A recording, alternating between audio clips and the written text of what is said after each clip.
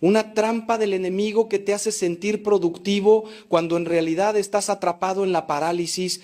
Cuando Jesús nos dice en el Evangelio de Mateo, no se preocupen por el mañana porque el mañana traerá sus propias preocupaciones, no está invitándonos a la irresponsabilidad.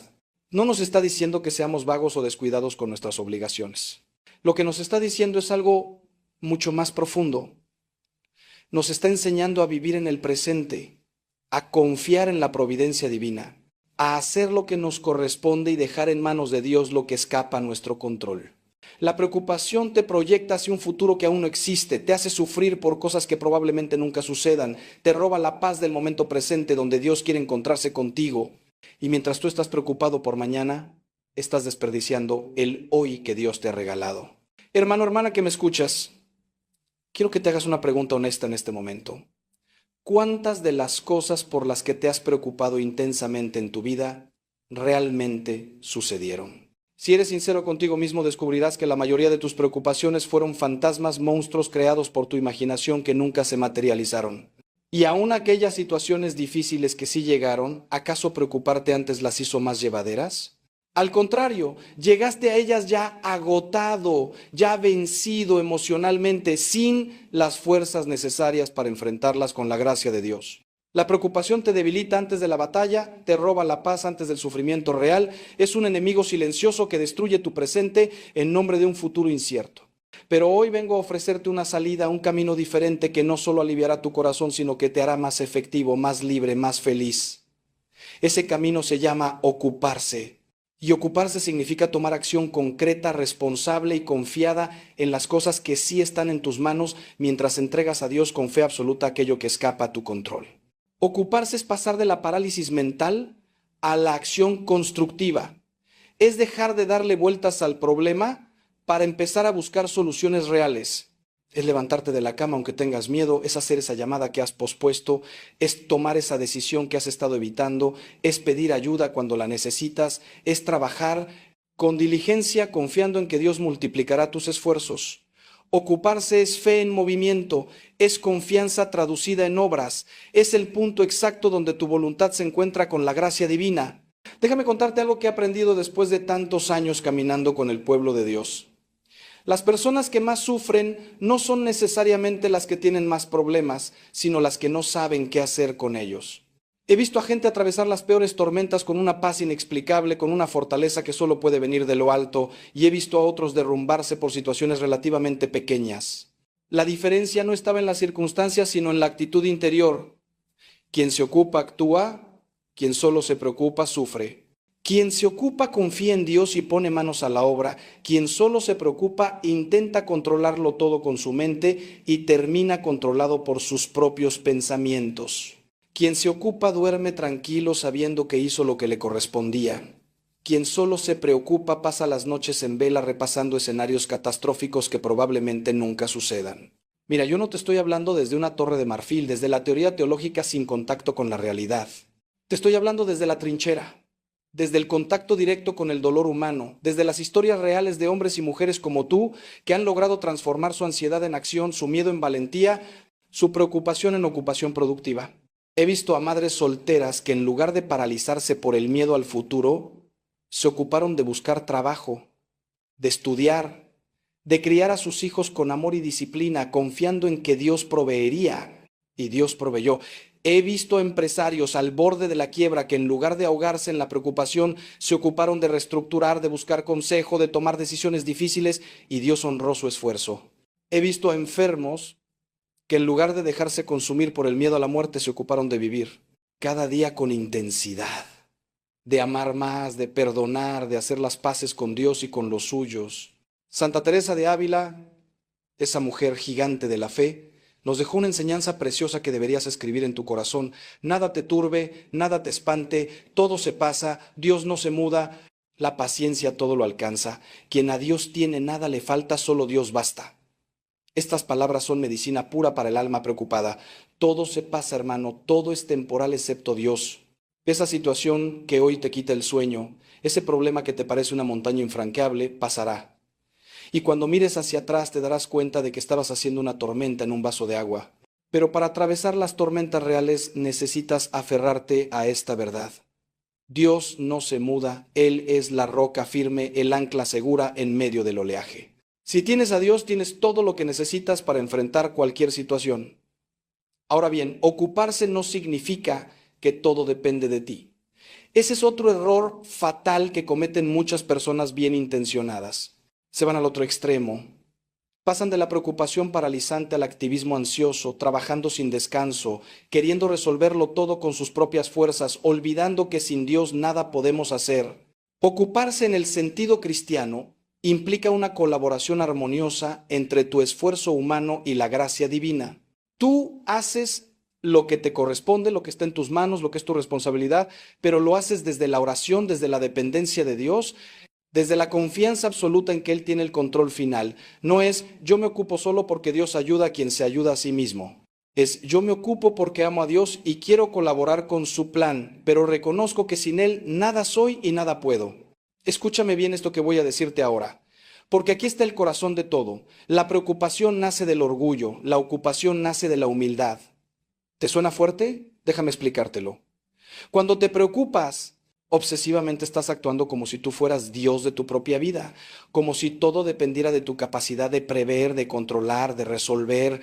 Estás asumiendo una responsabilidad que no te corresponde, la de ser omnisciente y omnipotente. Pero cuando te ocupas con humildad, estás reconociendo tus límites. Señor, yo voy a hacer mi parte lo mejor que pueda. Voy a trabajar, voy a esforzarme, voy a buscar soluciones, pero el resultado está en tus manos. Tú eres Dios y yo no. Tú ves lo que yo no veo, tú puedes lo que yo no puedo. Esta actitud te libera de una carga imposible de llevar y te permite actuar con paz, con eficacia, con confianza. ¿Sabes qué es lo más hermoso de ocuparse en lugar de preocuparse? Que recuperas tu libertad interior. La preocupación te convierte en esclavo de tus pensamientos, de tus miedos, de tus y sí, te encadena a escenarios imaginarios que te paralizan.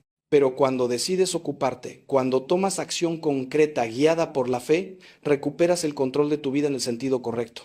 No el control orgulloso que pretende manejarlo todo, sino el control sereno de quien sabe que puede elegir su actitud, su respuesta, su manera de enfrentar las circunstancias.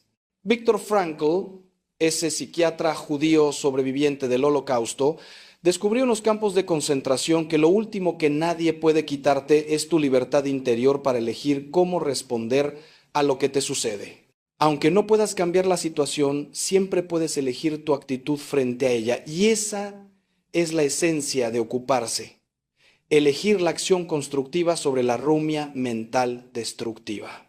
Ahora quiero que pienses conmigo en las áreas concretas de tu vida donde la preocupación te está robando la paz. Tal vez es tu situación económica, las deudas, el trabajo inestable, los gastos que no dejan de aumentar. Tal vez son tus hijos, su futuro, sus decisiones, su fe, su seguridad. Tal vez es tu salud o la de un ser querido. Tal vez es esa relación rota que no sabes cómo reparar. Tal vez es tu vida espiritual, el pecado que te tiene atrapado, esa confesión que necesitas hacer, esa reconciliación que has pospuesto.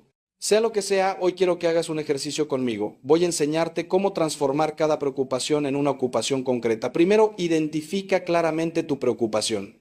Sácala de esa nebulosa mental donde todo se mezcla y se magnifica. Escríbela si es necesario. Dale nombre. Por ejemplo, me preocupa no tener suficiente dinero para la universidad de mis hijos. Segundo, pregúntate con honestidad brutal. ¿Qué parte de esto está realmente en mis manos y qué parte no? Lo que no está en tus manos, entrégalo a Dios ahora mismo en este momento. Haz un acto de confianza. Señor, el futuro de mis hijos está en tus manos. Tú los amas más que yo. Tú proveerás y créelo de verdad. Luego, enfócate en lo que sí está en tus manos. Pregúntate, ¿qué acción concreta específica puedo tomar hoy para avanzar hacia la solución? No qué podría hacer algún día, sino qué puedo hacer hoy, ahora, en las próximas horas. Siguiendo el ejemplo anterior, tal vez la acción concreta sea buscar información sobre becas, hablar con un asesor financiero, explorar opciones de trabajo adicional, ajustar el presupuesto familiar o simplemente ahorrar aunque sea una pequeña cantidad cada mes. ¿Ves la diferencia? Pasaste de un miedo vago y paralizante a un plan de acción concreto. Y cuando tomas esa primera acción, por pequeña que sea, algo cambia en tu interior. Recuperas el sentido de agencia, sientes que no eres una víctima pasiva de las circunstancias, sino un colaborador activo con la providencia divina. Y cada pequeña acción que tomas, cada paso que das en la dirección correcta, te da más confianza, más paz, más fortaleza para el siguiente paso. Aquí viene algo fundamental que muchos olvidan. Ocuparse también significa ocuparse de tu vida espiritual. No puedes pretender resolver tus problemas terrenales mientras descuidas tu relación con Dios. Es como tratar de apagar un incendio sin agua. Tu vida de oración, tu práctica sacramental, tu lectura de la palabra, tu vida en comunidad, no son lujos espirituales para cuando tengas tiempo. Son el oxígeno de tu alma, la fuente de la paz que sobrepasa todo entendimiento, el canal por donde fluye la gracia que necesitas para enfrentar tus desafíos. Cuando estás angustiado es precisamente cuando más necesitas la oración, no cuando menos tiempo tienes para ella. Ocuparte de tu vida espiritual es la primera y más importante forma de ocupación. ¿Y sabes qué sucede cuando empiezas a orar de verdad? Cuando te presentas ante el Señor con todos tus miedos, con todas tus preocupaciones, cuando se las entregas en la Eucaristía, cuando las depositas a los pies de la cruz, sucede algo misterioso y poderoso. Dios comienza a trabajar en tu corazón. No necesariamente cambia las circunstancias inmediatamente, aunque a veces lo hace, pero siempre te cambia a ti. Te da una paz que no tiene explicación lógica, te da fuerzas que no sabías que tenías. Te da claridad mental para ver soluciones que antes no veías, te da sabiduría para tomar las decisiones correctas, te da paciencia para esperar el tiempo de Dios, te da esperanza cuando todo parece oscuro. Y eso, hermano mío, es infinitamente más valioso que la solución inmediata del problema, porque te está transformando en la persona que Dios quiere que seas. Pero déjame advertirte sobre algo más. Hay una forma de ocuparse que no es sana, que no es cristiana, que no trae paz. Es el activismo compulsivo, el estar ocupado todo el tiempo para no pensar, para no sentir, para no enfrentar lo que realmente necesitas enfrentar. Hay personas que llenan sus días de actividades hasta el agotamiento, que no paran nunca, que siempre están haciendo algo, pero en el fondo están huyendo. Están huyendo del silencio interior donde tendrían que encontrarse consigo mismas y con Dios. Están huyendo de las preguntas importantes que no quieren responder. Están huyendo del dolor que no quieren sentir. Esa no es la ocupación que yo te propongo. Esa es otra forma de preocupación, solo que disfrazada de productividad. La verdadera ocupación cristiana incluye momentos de silencio, de descanso, de contemplación, de estar simplemente en la presencia de Dios sin hacer nada. Recuerda la historia de Marta y María en el Evangelio de Lucas. Marta estaba ocupada, muy ocupada, haciendo muchas cosas, sirviendo, trabajando, y Jesús no le dijo que estaba haciendo algo malo, pero le dijo algo que debe resonar en tu corazón. Marta, Marta, te preocupas y te inquietas por muchas cosas, pero una sola es necesaria. María había elegido la mejor parte, estar a los pies de Jesús, escucharlo, contemplarlo. La ocupación sin contemplación se vuelve ansiosa, se vuelve compulsiva, pierde su sentido. Necesitas ese equilibrio. Tiempo para trabajar y tiempo para adorar, tiempo para actuar y tiempo para recibir, tiempo para dar y tiempo para ser llenado. Sin ese equilibrio, tu ocupación se convertirá eventualmente en otra forma de esclavitud. Y ahora quiero tocar algo que sé que te está pasando, algo que te tiene atrapado en el círculo vicioso de la preocupación. Tienes miedo de soltar, miedo de confiar, miedo de dejar de preocuparte porque sientes que si dejas de preocuparte estás siendo irresponsable, estás abandonando a los tuyos, estás siendo indiferente. Piensas, si yo no me preocupo por esto, ¿quién lo hará? Si yo no cargo con esta angustia, ¿quién se ocupará? Y aquí está la gran mentira que necesitas desenmascarar. La preocupación no es amor. Lamento decírtelo así de duro, pero es verdad. Puedes preocuparte intensamente por alguien sin ayudarlo en lo más mínimo. De hecho, tu preocupación obsesiva por otros puede ser tóxica, puede transmitirles tu ansiedad, puede paralizarlos a ellos también.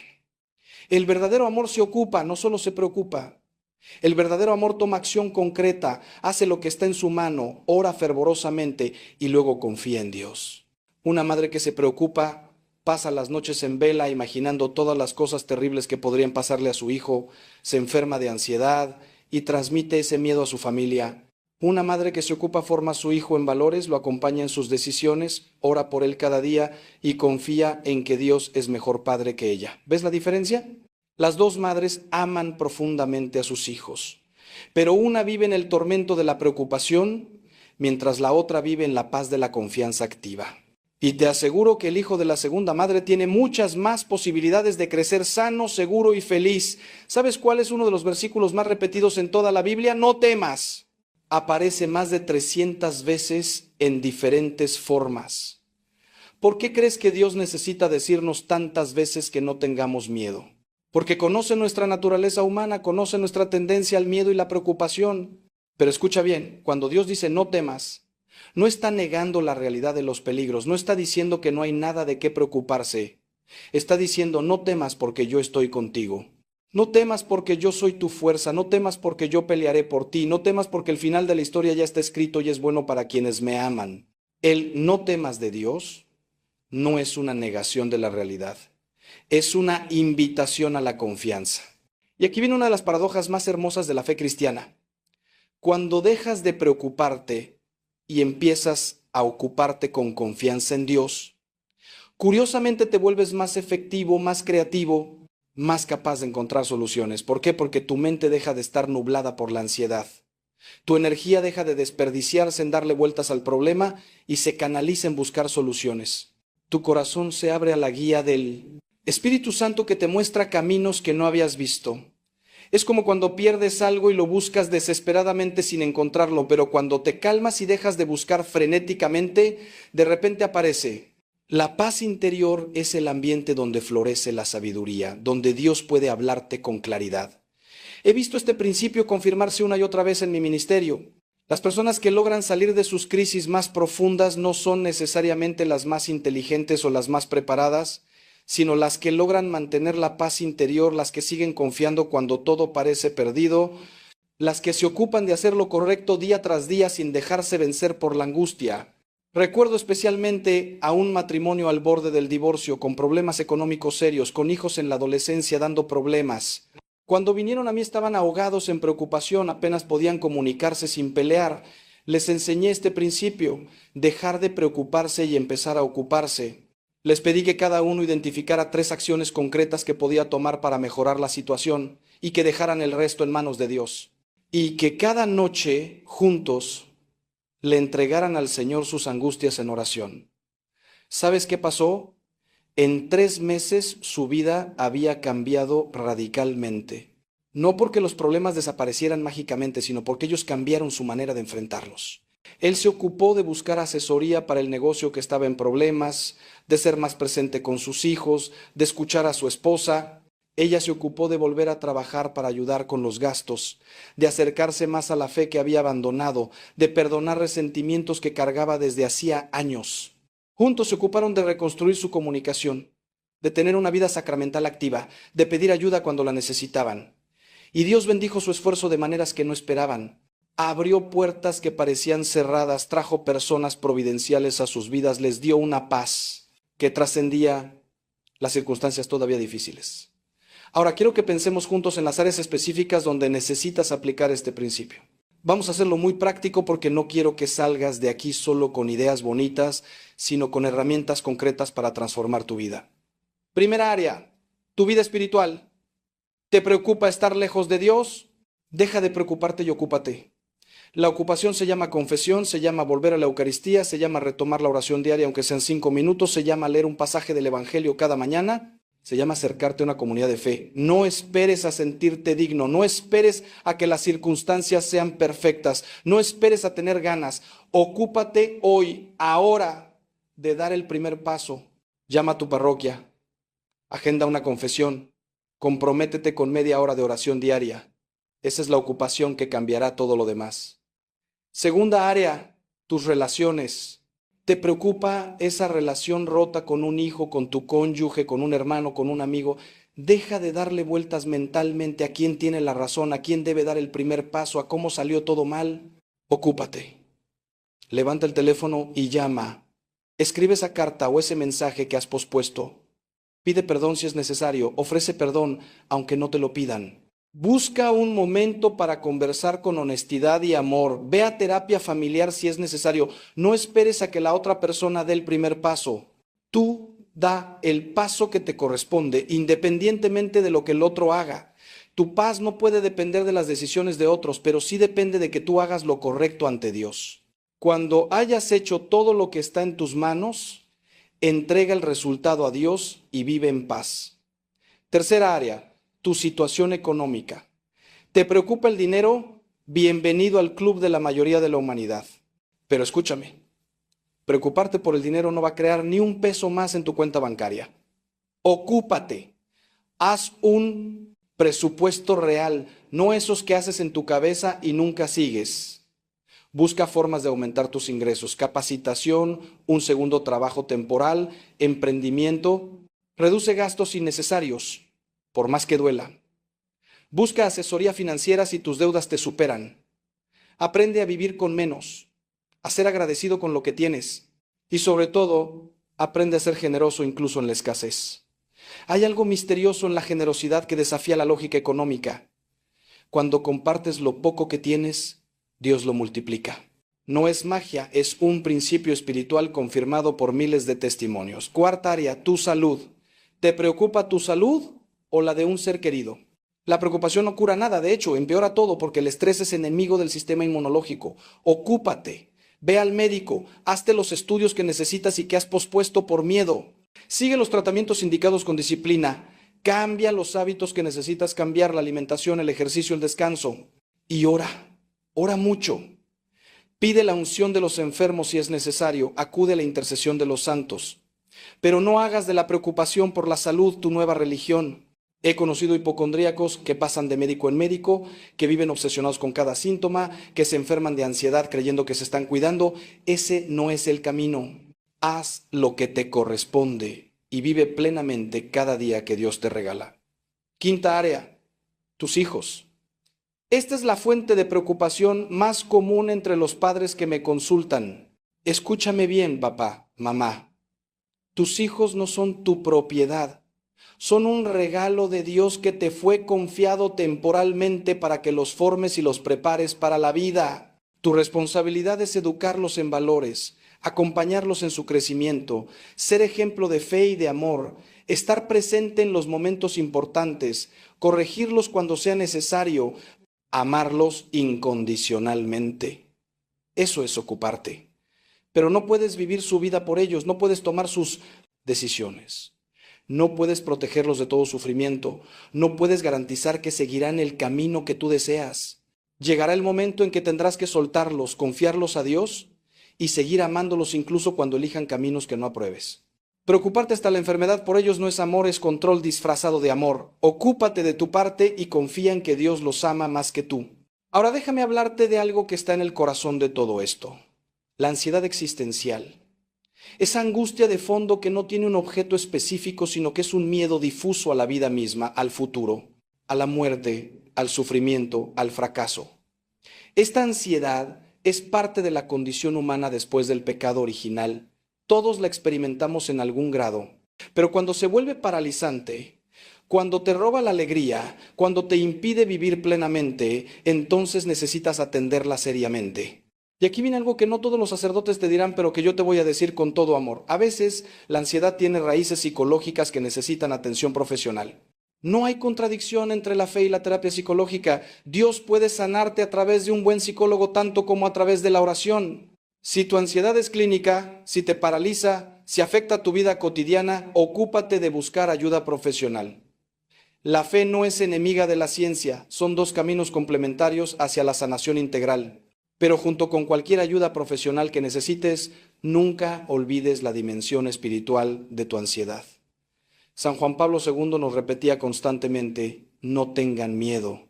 Este fue uno de los grandes lemas de su pontificado, porque él entendía profundamente que el miedo es el gran enemigo de la fe, el gran obstáculo para vivir plenamente la vida que Dios te ha llamado a vivir. El miedo te hace pequeño, te hace cobarde, te hace egoísta. El amor perfecto echa fuera el temor, nos dice San Juan. Cuando creces en el amor de Dios, cuando experimentas su presencia, cuando conoces su carácter, cuando entiendes que eres su hijo amado, el miedo pierde poder sobre ti. No desaparece completamente porque somos humanos, pero deja de controlarte. ¿Y sabes qué es lo hermoso? Que cada vez que decides ocuparte en lugar de preocuparte, cada vez que das un paso de fe en medio del miedo, estás creciendo espiritualmente. Estás construyendo músculo espiritual. La fe es como cualquier músculo. se fortalece con el ejercicio. La primera vez que enfrentas un miedo y actúas a pesar de él es difícil, pero la segunda vez es un poco más fácil y la tercera más todavía. Y llega un momento en que has desarrollado tal confianza en Dios, tal historia de fidelidad divina en tu vida que los nuevos desafíos ya no te paralizan. Los enfrentas con la certeza de que Dios ha estado contigo en el pasado y estará contigo en el futuro. Ese es el proceso de maduración espiritual y no hay atajos.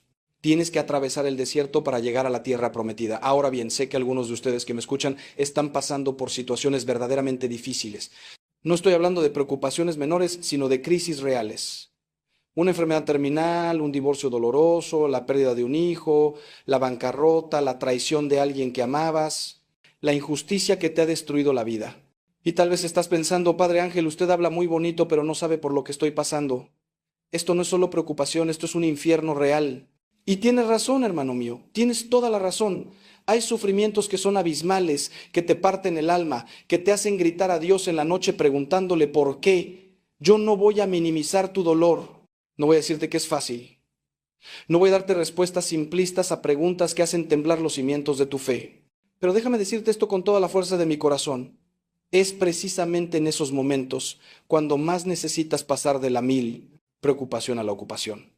Cuando Job lo perdió todo, sus hijos, su riqueza, su salud, sus amigos lo abandonaron y hasta su esposa le dijo que maldijera a Dios y se muriera. Job tenía todas las razones del mundo para hundirse en la desesperación, para quedarse paralizado en la preocupación y el lamento. Y sí, Job gritó, se quejó, le reclamó a Dios, expresó todo su dolor sin filtros. Pero ¿sabes qué hizo Job que marcó la diferencia? Se ocupó de mantener su relación con Dios. Se ocupó de seguir buscándolo incluso en medio de la oscuridad. Se ocupó de no soltar la mano divina aunque no entendiera nada. Y al final, después de atravesar el valle más oscuro, Job pudo decir, yo te conocía de oídas, pero ahora mis ojos te han visto. Su sufrimiento lo llevó a un conocimiento de Dios más profundo, más real, más transformador. Lo que quiero decirte es que incluso en el sufrimiento más atroz tienes opciones. No puedes elegir lo que te pasa, pero puedes elegir cómo lo vives. Puedes elegir hundirte en la amargura, buscar el sentido en medio del sinsentido. Puedes elegir cerrarte a Dios o abrirte más a Él. Puedes elegir aislarte o buscar apoyo. Puedes elegir quedarte en la cama llorando todo el día o levantarte y hacer algo, aunque sea pequeño, aunque sea simplemente ducharte, vestirte, salir a caminar. Ocuparse en medio del dolor más profundo significa hacer las cosas más elementales de la vida cuando no tienes ganas de vivir. Significa poner un pie delante del otro cuando sientes que no puedes dar un paso más. Significa respirar conscientemente cuando el dolor te asfixia. Significa decir sí a la vida cuando todo en ti grita no. Y déjame compartirte algo que he aprendido acompañando a personas en el sufrimiento más atroz. Dios no está lejos. Sé que a veces se siente así. Sé que hay momentos en que oras y parece que tus palabras rebotan en el techo. Sé que hay noches en que le gritas a Dios y solo encuentras silencio, pero escúchame, el silencio de Dios no es su ausencia. A veces Dios calla porque está más cerca que nunca, tan cerca que no necesita palabras, tan cerca que te está sosteniendo en sus brazos como una madre sostiene a un bebé que llora.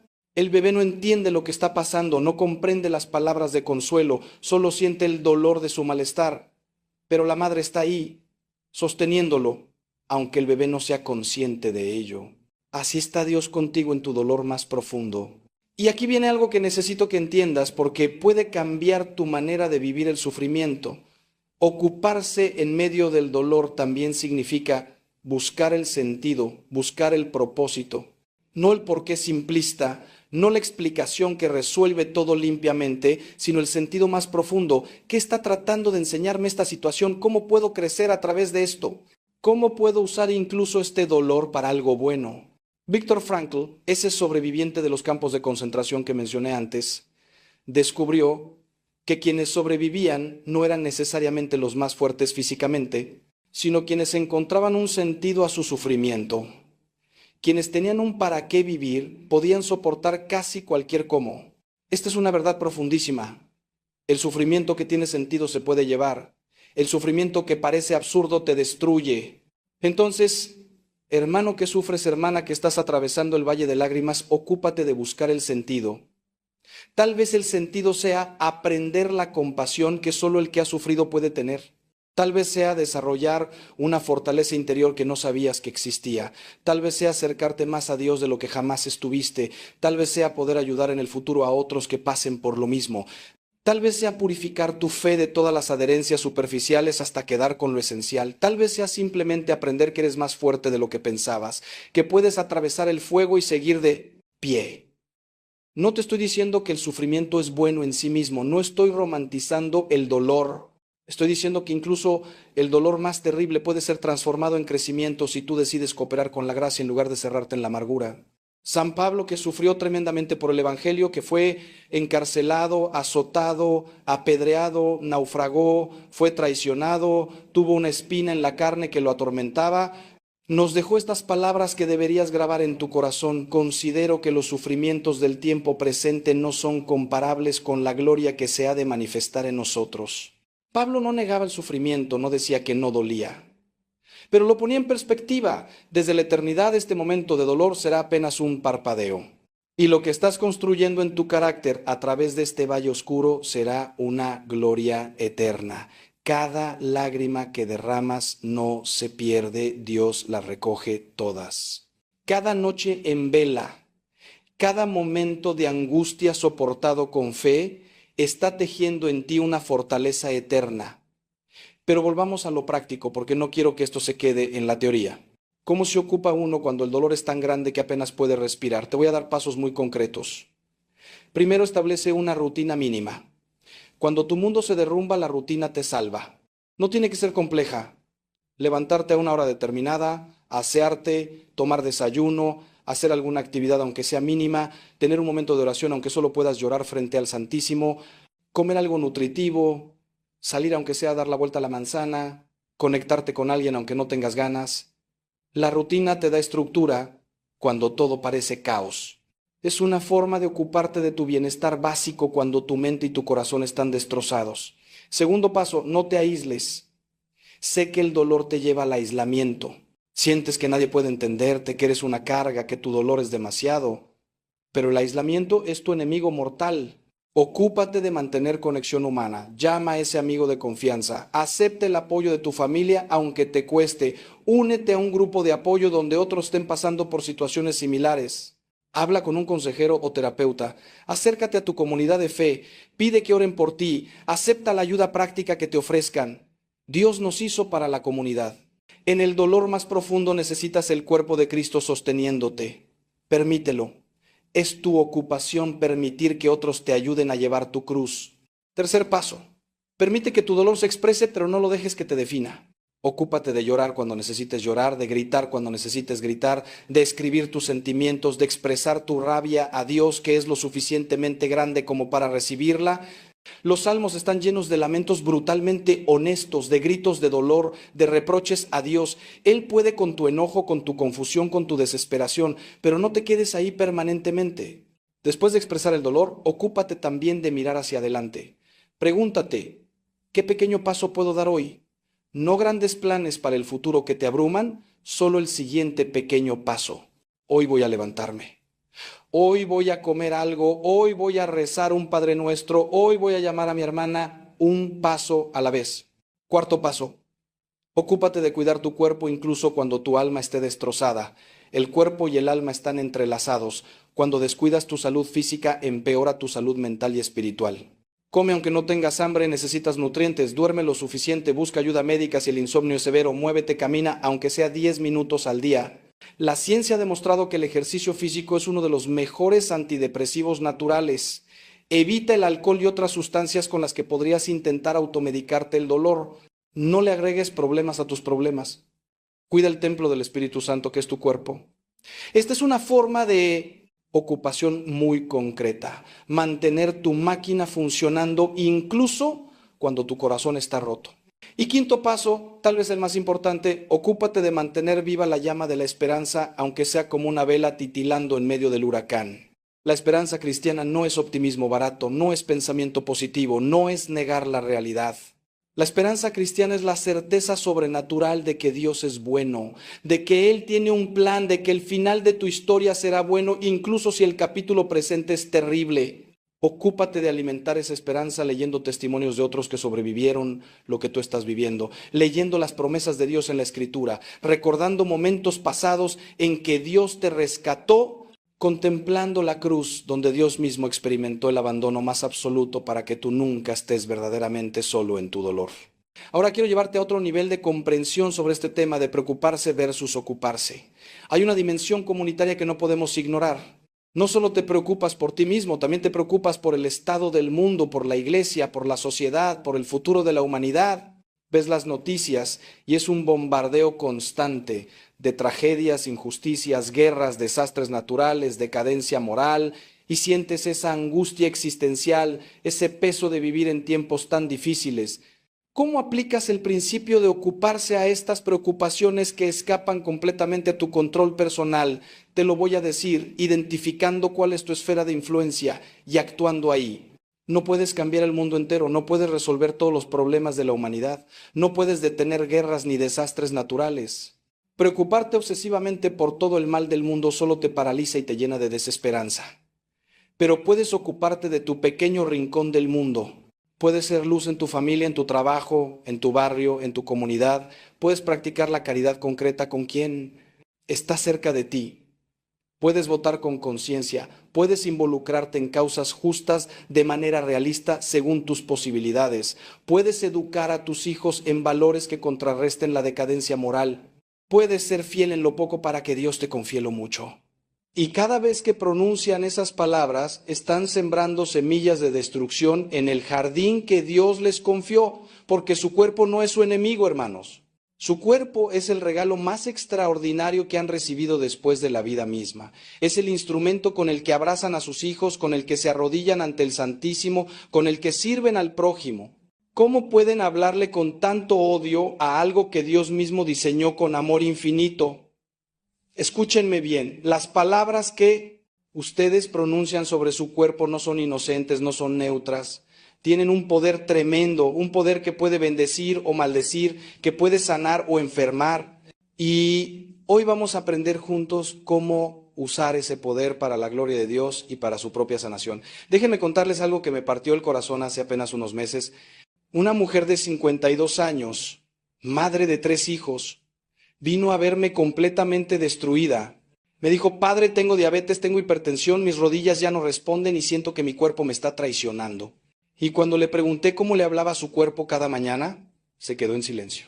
Luego, con lágrimas en los ojos, confesó: le digo que es un estorbo, que ya no sirve para nada, que me está fallando. Hermanos, ¿se dan cuenta? Esta mujer buena, esta madre dedicada, estaba pronunciando sentencias de muerte sobre sí misma cada día. Y no es la única. Millones de personas en este mundo están haciendo exactamente lo mismo sin darse cuenta de que están alimentando su propia destrucción. Pero esa mujer tuvo la valentía de escuchar, de cambiar, de aprender a hablarle a su cuerpo con las palabras de Dios, con palabras de vida.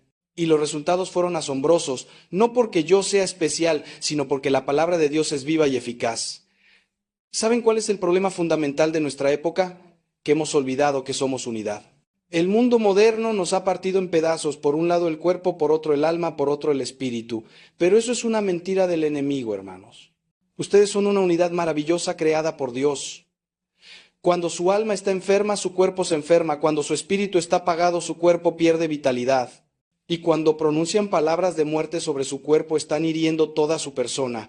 La Escritura nos enseña que la lengua tiene poder de vida y muerte, y quien la ama comerá de su fruto. Esto no es poesía, hermanos, esto es realidad espiritual. Sus palabras crean atmósferas. Sus palabras abren puertas al cielo o al infierno. Sus palabras pueden ser medicina o veneno. Y hoy vamos a aprender a usar nuestras palabras como medicina divina, como bálsamo de sanación para este cuerpo que Dios nos dio y que tanto necesita de nuestro amor y cuidado. Escúchenme con atención, porque lo que voy a compartirles en los próximos minutos no es teoría abstracta ni filosofía vacía. Es sabiduría que viene de la tradición de la Iglesia, de las enseñanzas de los santos, de las Escrituras y de mi propia experiencia, acompañando a personas en su camino de sanación. Vamos a descubrir juntos cómo las palabras que pronunciamos sobre nuestro cuerpo pueden activar o desactivar procesos de salud. ¿Cómo la fe puede movilizar la química de nuestro organismo? ¿Cómo la esperanza puede fortalecer nuestro sistema inmunológico? Porque Dios no nos creó como máquinas sin alma, hermanos. Nos creó como seres integrales donde lo espiritual afecta lo físico y lo físico refleja lo espiritual. Y si hoy están aquí escuchándome, si algo en su interior les impulsa a quedarse, es porque el Espíritu Santo quiere hacer una obra nueva en ustedes.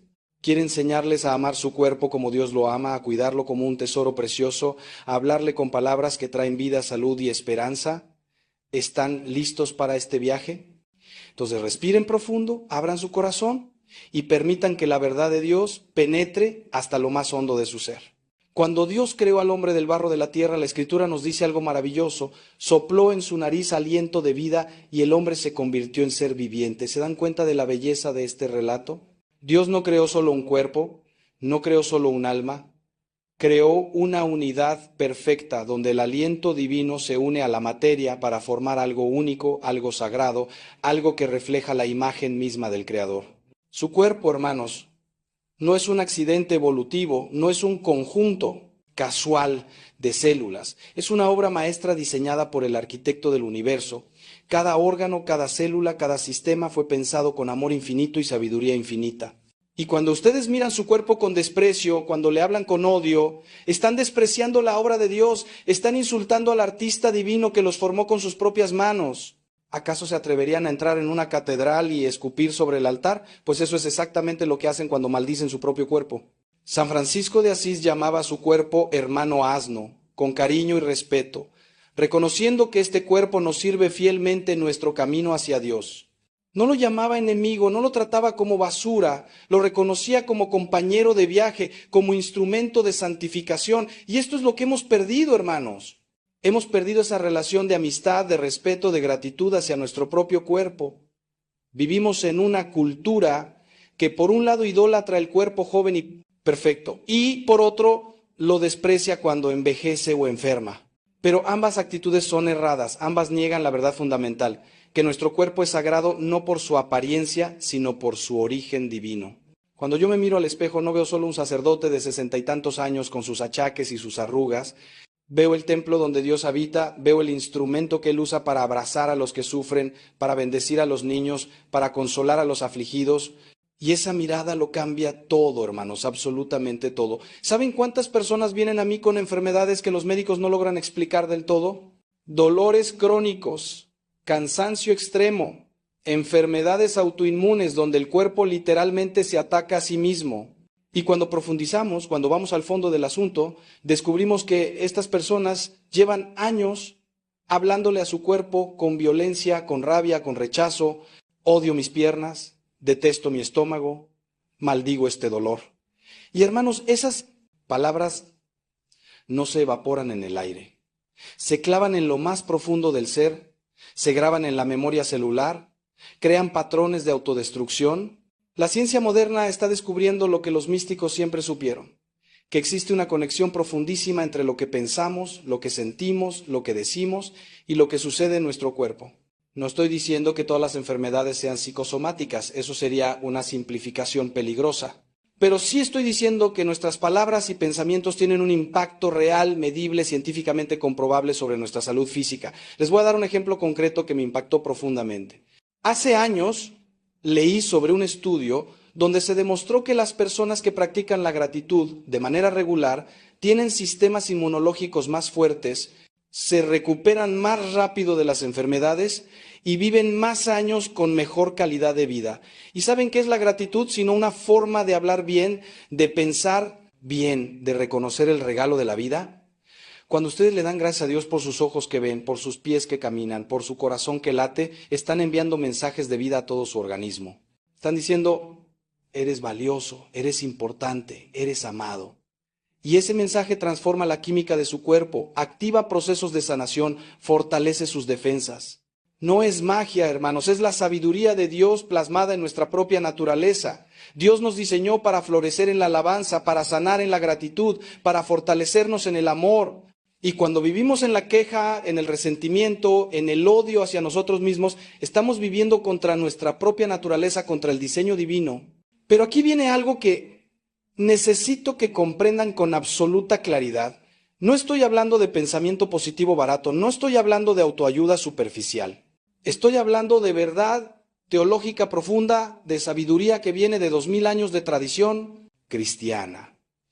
Cuando los padres de la iglesia hablaban del cuerpo, lo hacían siempre en el contexto de la redención total del ser humano. Cristo no vino solo a salvar almas descarnadas, vino a redimir al hombre completo, cuerpo y alma.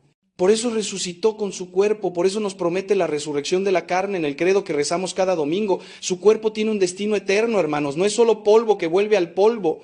Es templo destinado a la gloria eterna. Y cuando ustedes comprenden esto, cuando esto penetra realmente en su corazón, cambia radicalmente la manera en que se relacionan con su propio cuerpo.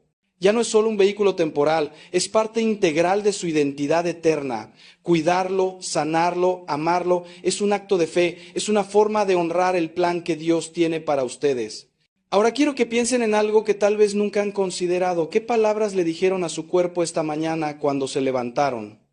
¿Lo saludaron con amor o con queja? Le quiero que piensen en algo que tal vez le dijeron a su cuerpo. ¿Agradecieron por haber descansado o lo maldijeron por sus dolores? Porque hermanos, así como tenemos el hábito de orar por la mañana, así como saludamos a nuestros seres queridos, deberíamos tener el hábito sagrado de bendecir nuestro propio cuerpo cada día. Y sé lo que algunos están pensando, Padre, eso suena raro, eso suena como hablarle a las plantas. Pero no, hermanos, es mucho más profundo que eso. Es reconocer que cada parte de su ser está viva. Está consciente de alguna manera misteriosa, está respondiendo constantemente a sus pensamientos y palabras. Santa Teresa de Ávila decía que el cuerpo es el compañero del alma en su camino hacia Dios y que debemos tratarlo con el respeto que merece un compañero fiel. ¿Han pensado alguna vez en su cuerpo como su compañero fiel? ¿O solo lo ven como una carga, como algo que les estorba en su vida espiritual? Déjenme contarles algo de mi propia experiencia. Hubo un tiempo en mi vida sacerdotal donde descuidé completamente mi salud. Pensaba que el cuerpo no importaba, que solo el ministerio importaba.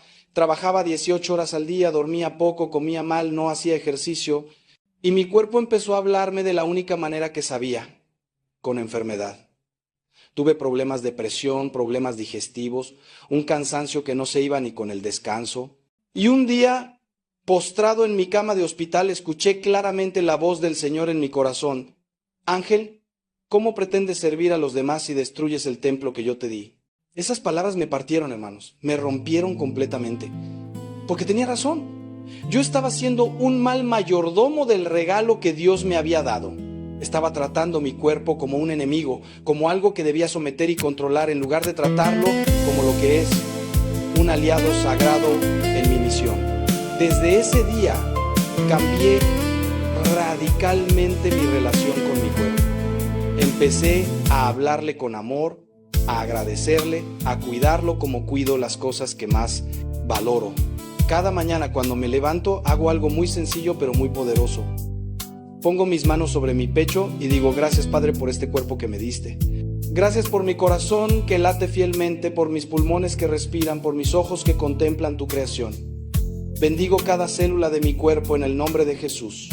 Declaro que este es templo del Espíritu Santo y que ninguna enfermedad, ningún dolor tiene la última palabra sobre mí, porque tú eres mi sanador. Y hermanos, esto no es una oración mágica, no es un conjuro, es una declaración de fe. Es una forma de alinear mi ser completo con la verdad de Dios. Y he visto los frutos en mi propia vida: más energía, mejor salud, una paz profunda en medio de las dificultades. Porque cuando ustedes bendicen su cuerpo, cuando le hablan con palabras de vida, están cooperando con la gracia de Dios, están abriendo canales para que su poder sanador fluya en ustedes.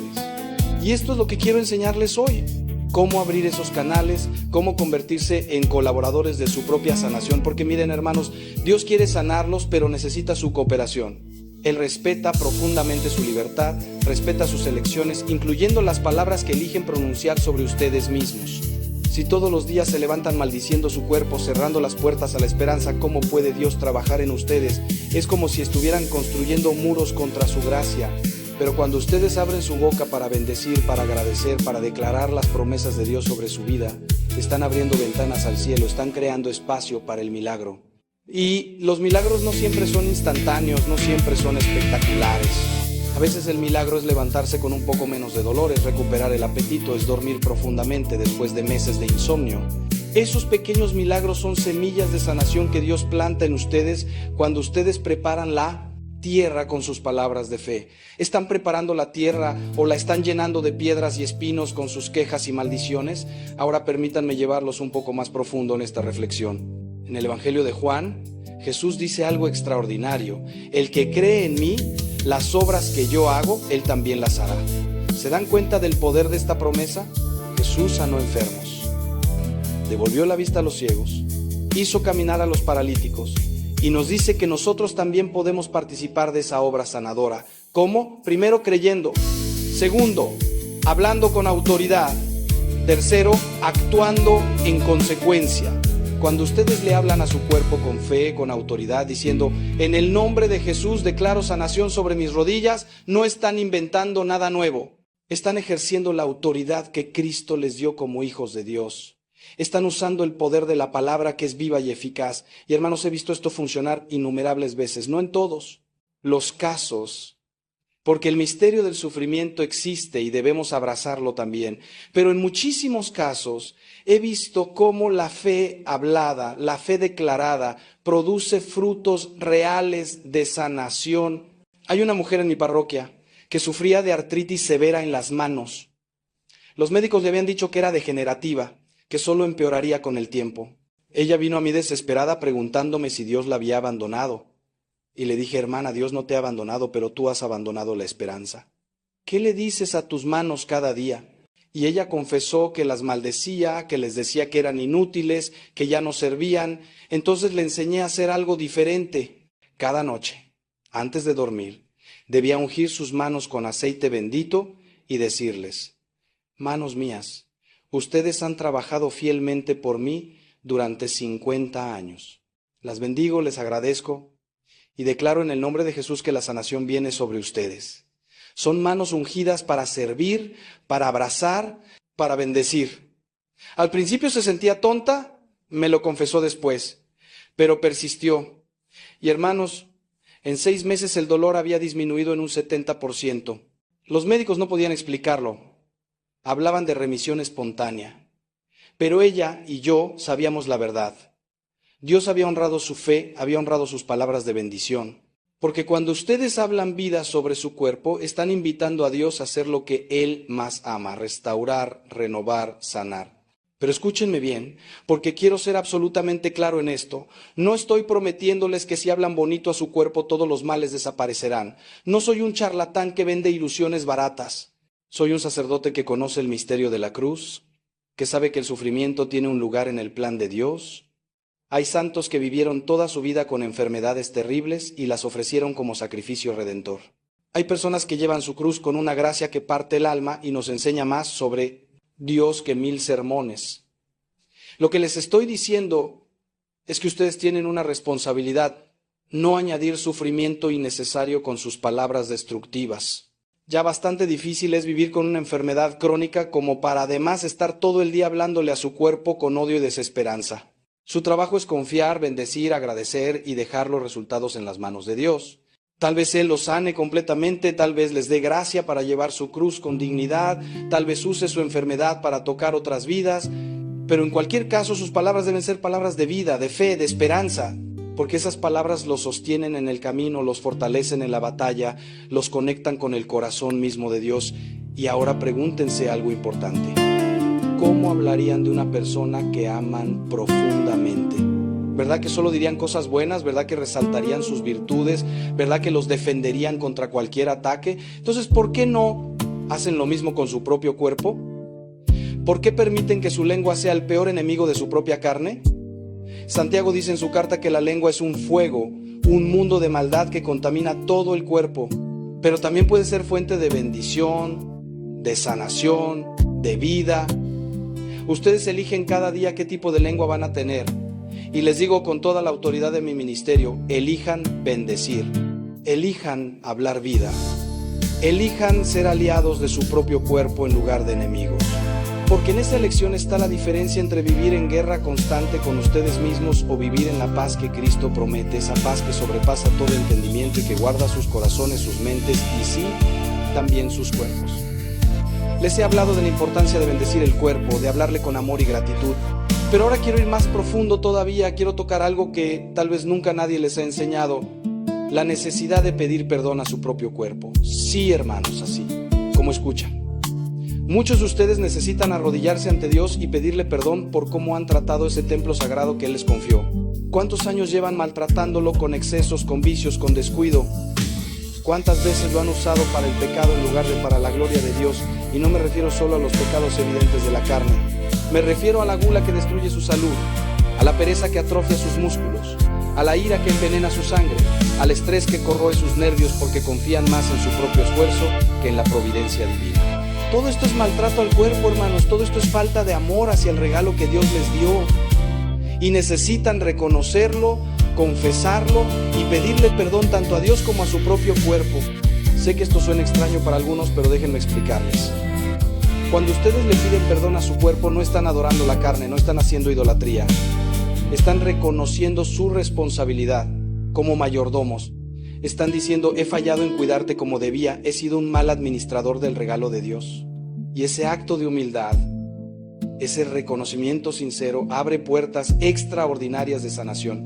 Porque, hermanos, el perdón es el bálsamo más poderoso que existe. Cuando ustedes perdonan, cuando piden perdón, están liberando cargas tremendas de culpa, de resentimiento, de toxicidad emocional que se ha enquistado en sus tejidos, en sus órganos, en sus células. La medicina moderna está descubriendo que las emociones negativas no procesadas, especialmente la culpa y el resentimiento, se almacenan literalmente en el cuerpo causando inflamación, dolor, enfermedad. Y el sacramento de la reconciliación, hermanos, no solo limpia el alma, tiene un efecto profundamente sanador en todo el ser, incluyendo el cuerpo físico. Les voy a contar algo muy personal. Hace muchos años, cuando era un joven sacerdote, tuve un problema serio con mi espalda, dolores terribles que me impedían dormir, trabajar, celebrar la misa con dignidad. Fui a médicos, fisioterapeutas, tomé medicamentos, nada funcionaba del todo. Hasta que un día, en oración profunda, el Señor me mostró algo que me dejó sin aliento. Ese dolor era la somatización de una culpa que yo cargaba, un error grave que había cometido años atrás y que nunca había perdonado completamente en mí mismo. Me había confesado sí, pero no me había perdonado realmente. Y esa falta de perdón hacia mí mismo estaba literalmente doblando mi espalda, estaba creando una carga física de algo que debía ser solo espiritual. Ese día, hermanos, me arrodillé y tuve una conversación larga y honesta con Dios y con mi propio cuerpo. Pedí perdón por la carga injusta que le había impuesto, por convertirlo en el depositario de mi culpa no resuelta. Y les juro por Cristo que en los días siguientes el dolor comenzó a disminuir hasta desaparecer casi por completo. No fue magia, fue gracia. Fue el poder liberador del perdón trabajando en todo mi ser. Entonces les pregunto, ¿qué cargas emocionales, qué culpas no perdonadas están ustedes cargando en su cuerpo? ¿Qué resentimientos, qué rabias, qué tristezas han convertido en dolores físicos? Porque, hermanos, el cuerpo es sabio, el cuerpo habla, el cuerpo grita cuando el alma no encuentra palabras para expresar su dolor. Y muchas veces nuestras enfermedades son el lenguaje desesperado de un corazón que necesita sanar. No todas, no siempre, pero muchas veces sí. Y cuando ustedes se atreven a mirar honestamente esa conexión, cuando se atreven a pedir perdón y a perdonarse, están iniciando un proceso de sanación integral que va mucho más allá de lo que cualquier medicina puede lograr. Porque están tocando la raíz del problema, no solo el síntoma. Están permitiendo que la luz de Cristo penetre en los rincones más oscuros de su ser, esos lugares donde han escondido el dolor, la vergüenza, la culpa. Y cuando esa luz llega, hermanos, todo cambia, absolutamente todo. Pero el perdón no es solo hacia ustedes mismos, también necesitan perdonar a su cuerpo por lo que ustedes perciben como sus fallas. Sé que suena contradictorio, pero escúchenme. ¿Cuántos de ustedes están enojados con su cuerpo porque envejeció? ¿Porque ya no tiene la energía de antes? ¿Porque desarrolló una enfermedad? Como si el cuerpo tuviera la culpa, como si los hubiera traicionado. Pero hermanos, su cuerpo no es su enemigo. Su cuerpo está haciendo lo mejor que puede con las circunstancias que ustedes le han dado. Si lo han sometido a estrés crónico, a mala alimentación, a falta de sueño, a excesos de todo tipo, ¿cómo pueden culparlo por no funcionar perfectamente? Es como maltratar un automóvil durante años, nunca hacerle mantenimiento, llenarlo de combustible de mala calidad y luego enojarse cuando se descompone. ¿Ven la injusticia? Pues eso es exactamente lo que muchos hacen con su cuerpo y necesitan perdonarlo, necesitan decirle: perdóname por haberte exigido tanto sin darte el cuidado que merecías. Perdóname por culparte de problemas que yo mismo provoqué con mis malas decisiones. Ese acto de humildad, hermanos, ese reconocimiento, abre nuevos caminos de sanación. Ahora quiero llevarlos a una reflexión que puede ser incómoda, pero absolutamente necesaria: la relación entre el pecado y la enfermedad. No estoy diciendo que toda enfermedad venga del pecado personal, eso sería una herejía y una crueldad. Hay enfermedades que son simplemente parte de vivir en un mundo caído. Hay enfermedades genéticas, hay accidentes, hay misterios que solo Dios comprende. Pero también es verdad que ciertos patrones de pecado, ciertos estilos de vida contrarios a la ley de Dios, tienen consecuencias físicas directas. La promiscuidad trae enfermedades, la gula trae obesidad y diabetes, la ira crónica trae problemas cardíacos, la envidia y el resentimiento envenenan todo el organismo. Esto no es juicio moral, hermanos, es simple causa y efecto. Dios no nos da mandamientos para fastidiarnos, nos los da porque conoce perfectamente cómo funciona la naturaleza humana que Él mismo diseñó. Cuando vivimos según su diseño, florecemos. Cuando vivimos contra su diseño, nos marchitamos. Es así de sencillo y así de serio. He tenido personas en el confesionario que me dicen: padre, no entiendo por qué Dios permite que esté tan enfermo. Y cuando empezamos a profundizar en su vida, descubrimos patrones de pecado que llevan años, décadas incluso, adicciones, relaciones destructivas, odios guardados como tesoros, vidas enteras vividas en rebeldía contra Dios.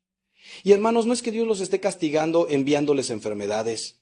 Es que ellos mismos han elegido vivir de maneras que naturalmente conducen a la destrucción física, emocional y espiritual. Es como si alguien se pasara la vida golpeándose la cabeza contra una pared y luego se quejara de que Dios le dio dolor de cabeza. ¿Ven la desconexión? Dios nos ha dado libre albedrío y ese libre albedrío incluye la capacidad de hacernos daño a nosotros mismos. Y cuando nos hacemos daño, Él sufre con nosotros, nos llama a la conversión, nos ofrece su gracia sanadora, pero necesitamos reconocer nuestra responsabilidad. Necesitamos arrepentirnos, necesitamos cambiar. Por eso el sacramento de la reconciliación es tan poderoso, hermanos. No es solo un ritual vacío, no es solo decir palabritas al cura. Es un encuentro real con el Cristo sanador. Es la oportunidad de presentarle todas nuestras heridas, todas nuestras culpas, todos los daños que hemos infligido a nuestro cuerpo y alma. Y Él, en su infinita misericordia, nos limpia, nos renueva, nos da la fuerza para empezar de nuevo. Yo les pregunto: ¿cuánto tiempo llevan sin confesarse? ¿Cuántas cargas están arrastrando que podrían dejar a los pies de la cruz? Porque, hermanos, mientras no se liberen de esas cargas espirituales, su cuerpo seguirá somatizándolas, seguirá expresándolas en forma de dolor, de enfermedad, de sufrimiento. Pero cuando se confiesan sinceramente, cuando reciben la absolución, algo real sucede en todo su ser. No es psicológico solamente, es ontológico. Ustedes cambian, son renovados, la gracia de Dios fluye en ustedes de manera nueva. Y esa gracia trae consigo poder sanador para todo su ser. Déjenme ser muy práctico ahora. Si están luchando con alguna enfermedad, con algún dolor crónico, con algún problema de salud que no encuentra solución, les invito a hacer un examen de conciencia profundo.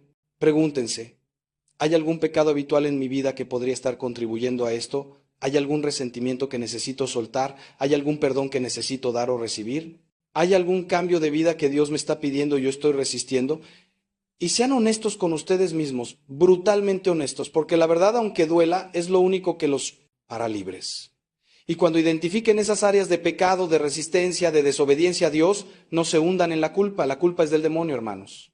Lo que Dios quiere es arrepentimiento, que es diferente. El arrepentimiento dice: me equivoqué, lo reconozco, quiero cambiar, necesito tu ayuda. Y cuando ustedes vienen ante Dios con ese corazón contrito, Él nunca, jamás los rechaza. Al contrario, los abraza, los restaura, los renueva. Y después de confesarse, después de recibir la absolución, Les recomiendo hacer algo hermoso, tener una conversación de reconciliación con su propio cuerpo. Sí, hermanos, tal como lo escuchan. Busquen un momento de privacidad, pónganse delante de un espejo si es necesario y hablen. Digan, cuerpo mío, perdóname por todos los daños que te he hecho. Perdóname por el alcohol, por las drogas, por la comida basura, por las noches sin dormir, por el estrés al que te sometí. Perdóname por odiarte, por despreciarte, por maltratar el templo que Dios te creó para ser. Hoy empiezo de nuevo. Hoy me comprometo a cuidarte, a respetarte, a amarte como Dios te ama. Y luego, hermanos, cumplan ese compromiso, no con perfección, porque nadie es perfecto, pero con sinceridad, con esfuerzo real, con determinación de honrar a Dios en la manera en que tratan su propio cuerpo. Porque ese cuerpo es el único que van a tener en esta vida terrenal y merece todo su amor, todo su cuidado, toda su gratitud. Ahora permítanme llevarlos a una verdad que puede revolucionar completamente su experiencia de sanación. La importancia de declarar las promesas de Dios sobre su cuerpo. La Biblia está llena de promesas extraordinarias sobre la salud, la sanación, la restauración, pero esas promesas no se activan automáticamente, hermanos. Necesitan ser creídas, declaradas, apropiadas por fe. En el libro de Proverbios dice, panal de miel son las palabras agradables, dulzura al alma y medicina para los huesos. ¿Se dan cuenta? Las palabras correctas son literalmente medicina. Y las palabras más poderosas que existen son las palabras de Dios. Cuando ustedes toman un versículo de la Biblia que habla de sanación y lo declaran sobre